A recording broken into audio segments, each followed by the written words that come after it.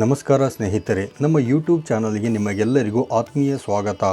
ಇಂದು ನಾವು ನಿಮ್ಮನ್ನು ಕರ್ನಾಟಕದ ಅತ್ಯಂತ ವಿಶಿಷ್ಟ ಮತ್ತು ಸಾಹಸಮಯ ದೇವಸ್ಥಾನವೊಂದಕ್ಕೆ ಕರೆದೊಯ್ಯುತ್ತಿದ್ದೇವೆ. ಅದುವೇ ಬೀದರ್ ಜಿಲ್ಲೆಯಲ್ಲಿರುವ ಪುರಾತನ ಜರಣಿ ನರಸಿಂಹಸ್ವಾಮಿ ದೇವಸ್ಥಾನ. ಇಲ್ಲಿ ದೇವರ ದರ್ಶನ ಪಡೆಯುವುದು ಸಾಮಾನ್ಯ ದೇವಸ್ಥಾನಗಳಿಗಿಂತ ಭಿನ್ನ. ನೀವು ಎದೆ ಎತ್ತರಕ್ಕೆ ಇರುವ ನೀರಿನಲ್ಲಿ ಕತ್ತಲೆಯ ಗುಹೆಯೊಳಗೆ ಸುಮಾರು 300 ಕಿಲೋಮೀಟರ್ಗಳಷ್ಟು ನಡೆದುಕೊಂಡು ಹೋದಾಗ ಮಾತ್ರ ಆ ಉಗ್ರ ನರಸಿಂಹನ ದರ್ಶನ ಸಾಧ್ಯವಾಗುತ್ತದೆ. ಆ ಗುಹೆಯ ರಹಸ್ಯವೇನು? ಈ ನೀರು ಎಲ್ಲಿಂದ ಬರುತ್ತದೆ? ಈ ದೇವಸ್ಥಾನದ ಪುರಾಣ ಕಥೆಯೇನು? ಈ ಎಲ್ಲ ಆಸಕ್ತಿದಾಯಕ ಮಾಹಿತಿಯನ್ನು ಇಂದಿನ ವಿಡಿಯೋದಲ್ಲಿ ತಿಳಿಯೋಣ. ವಿಡಿಯೋವನ್ನು ಕೊನೆಯವರೆಗೂ ನೋಡಿ. ಚಾನಲ್ಗೆ ಸಬ್ಸ್ಕ್ರೈಬ್ ಆಗಲು ಮರೆಯಬೇಡಿ. ಬೀದರ್ ನಗರದಿಂದ ಕೇವಲ ಕೆಲವು ಕಿಲೋಮೀಟರ್ ದೂರದಲ್ಲಿರುವ ಈ ದೇವಸ್ಥಾನವು ನೈಸರ್ಗಿಕ ಗುಹೆಯಲ್ಲಿದೆ. ನೀವು ದೇವಸ್ಥಾನಕ್ಕೆ ತಲುಪಿದಾಗ ಮೊದಲು ಕಾಣುವುದು ವಿಶಾಲವಾದ ಪಾರ್ಕಿಂಗ್ ಮತ್ತು ಭಕ್ತರಿಗೆ ಅನುಕೂಲವಾಗುವಂತೆ ಮಾಡಲಾದ ಸೌಲಭ್ಯಗಳು. ಇಲ್ಲಿ ಭಕ್ತರು ತಮ್ಮ ಲಗೇಜ್ ಇಡಲು ಪ್ರತ್ಯೇಕ ಕೊಠಡಿಗಳಿವೆ. ದೇವಸ್ಥಾನದ ಒಳಗೆ ಹೋಗುವ ಮುನ್ನ ಪ್ರಥಮ ಪೂಜಿತ ಗಣಪತಿಯ ದರ್ಶನ ಪಡೆಯುವುದು ಇಲ್ಲಿನ ಪದ್ಧತಿ. ಇಲ್ಲಿನ ಮತ್ತೊಂದು ವಿಶೇಷವೆಂದರೆ ನವವಿವಾಹಿತ ದಂಪತಿಗಳು ಮದುವೆಯಾದ ತಕ್ಷಣ ಈ ದೇವಸ್ಥಾನಕ್ಕೆ ಬಂದು ಸ್ವಾಮಿಯ ಆಶೀರ್ವಾದ ಪಡೆಯುತ್ತಾರೆ. ಗರ್ಭಗುಡಿಯ ಒಳಗೆ ತೆಂಗಿನಕಾಯಿ ಅಥವಾ ಹೂಗಳನ್ನು ಕೊಂಡೊಯ್ಯಲು ಅನುಮತಿ ಇಲ್ಲ. ದೇವಸ್ಥಾನದ ಹೊರಗಿರುವ ತುಳಸಿ ಕಟ್ಟೆಯ ಬಳಿಯೇ ಪೂಜೆ ಸಲ್ಲಿಸಿ ನಂತರ ಗುಹೆಯನ್ನು ಪ್ರವೇಶಿಸಬೇಕು. ಗುಹೆಯ ಸಾಹಸಮಯ ಪ್ರಯಾಣ. ಗುಹೆಯೊಳಗೆ ಇಳಿಯಲು ಟಿಕೆಟ್ ಪಡೆದ ನಂತರ ನೀವು ಮೆಟ್ಟಿಲುಗಳ ಮೂಲಕ ಕೆಳಗೆ ಹೋಗಬೇಕು. ಈ ದೇವಸ್ಥಾನವು ಭೂಮಿಯ ಮಟ್ಟದಿಂದ ಸುಮಾರು 150 ಮೀಟರ್ ಆಳದಲ್ಲಿದೆ. ಗುಹೆಯನ್ನು ಪ್ರವೇಶಿಸುತ್ತಿದ್ದಂತೆ ನಿಮ್ಮ ಕಾಲಿಗೆ ತಣ್ಣನೆಯ ನೀರು ತಾಗುತ್ತದೆ. ಈ ನೀರು ಸ್ವಾಮಿ ನರಸಿಂಹನ ಪಾದದ ಬಳಿಯಿಂದ ಸದಾಕಾಲ ಹರಿಯುತ್ತಿರುತ್ತದೆ. ಗುಹೆಯ ಹಾದಿಯು ಸುಮಾರು 300 ಮೀಟರ್ ಉದ್ದವಿದ್ದು ಇಲ್ಲಿನ ನೀರು ಸೊಂಟದವರೆಗೂ ಇರುತ್ತದೆ. ಕೆಲ ಬಾರಿ ಇದು ಎದೆ ಎತ್ತರಕ್ಕೂ ಇರಬಹುದು.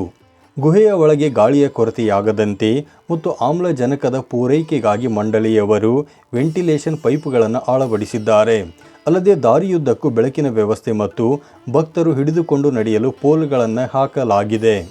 ಸ್ನೇಹಿತರೆ, ಇಲ್ಲಿ ಗಮನಿಸಬೇಕಾದ ಒಂದು ಮುಖ್ಯ ವಿಷಯವೆಂದರೆ ಈ ಗುಹೆಯು ತುಂಬ ಆಳದಲ್ಲಿ ಇರುವುದರಿಂದ ಅಸ್ತಮಾ, BP ಅಥವಾ ಹೃದಯ ಸಂಬಂಧಿ ಕಾಯಿಲೆ ಇರುವವರು ಮತ್ತು ತುಂಬ ವಯಸ್ಸಾದವರು ಒಳಗೆ ಹೋಗುವಾಗ ಎಚ್ಚರಿಕೆ ವಹಿಸಬೇಕು.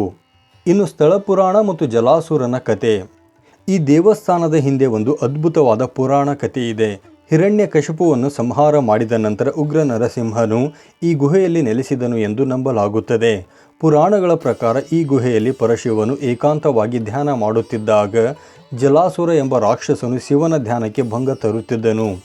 ಆಗ ಭಗವಾನ್ ವಿಷ್ಣು ನರಸಿಂಹ ಅವತಾರದಲ್ಲಿ ಬಂದು ಜಲಾಸುರನನ್ನು ಸಂಹಾರ ಮಾಡಿದನು.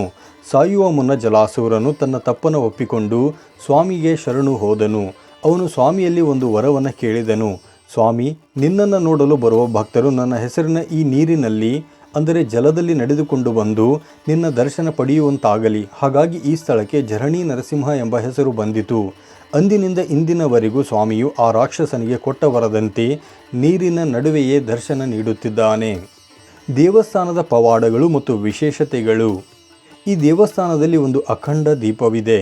ಇದು ಸುಮಾರು 1000 ವರ್ಷಗಳಿಂದ ನಿರಂತರವಾಗಿ ಉರಿಯುತ್ತಿದೆ ಎಂದು ಹೇಳಲಾಗುತ್ತದೆ.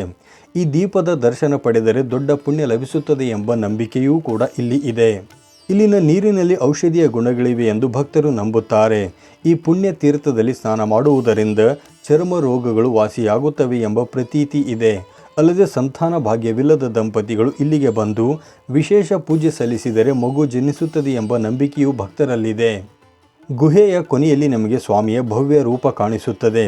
ಇಲ್ಲಿ ನರಸಿಂಹ ಸ್ವಾಮಿಯು ಸಾಲಿಗ್ರಾಮ ರೂಪದಲ್ಲಿ ನೆಲೆಸಿದ್ದಾನೆ.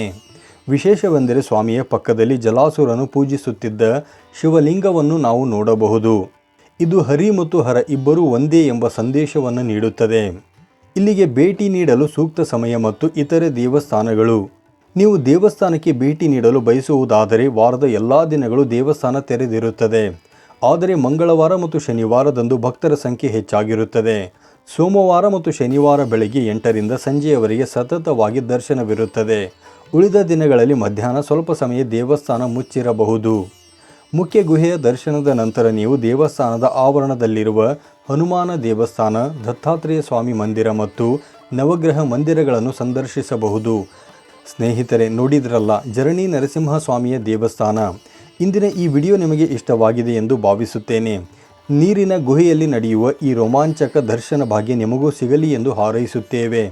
ದರ್ಶನದ ನಂತರ ಇಲ್ಲಿ ರುಚಿಕರವಾದ ಲಡ್ಡು ಪ್ರಸಾದವನ್ನು ಪಡೆಯಲು ಮರೆಯಬೇಡಿ. ನೀವು ಎಂದಾದರೂ ಬೀದರ್ನ ಈ ಝರಣಿ ನರಸಿಂಹ ದೇವಸ್ಥಾನಕ್ಕೆ ಭೇಟಿ ನೀಡಿದ್ದೀರಾ? ನಿಮ್ಮ ಅನುಭವವನ್ನು ಕಮೆಂಟ್ ಬಾಕ್ಸ್ನಲ್ಲಿ ನಮ್ಮೊಂದಿಗೆ ಹಂಚಿಕೊಳ್ಳಿ. ಈ ವಿಡಿಯೋವನ್ನು ನಿಮ್ಮ ಸ್ನೇಹಿತರು ಮತ್ತು ಕುಟುಂಬದವರೊಂದಿಗೆ ಶೇರ್ ಮಾಡಿ. ಮುಂದಿನ ವಿಡಿಯೋದಲ್ಲಿ ಮತ್ತೊಂದು ಪವಿತ್ರ ಕ್ಷೇತ್ರದ ಮಾಹಿತಿಯೊಂದಿಗೆ ಭೇಟಿಯಾಗೋಣ. ಅಲ್ಲಿಯವರೆಗೂ ನೋಡ್ತಾ ಇರಿ ನಮ್ಮ ಯೂಟ್ಯೂಬ್ ಚಾನಲ್. ಜೈ ನರಸಿಂಹ.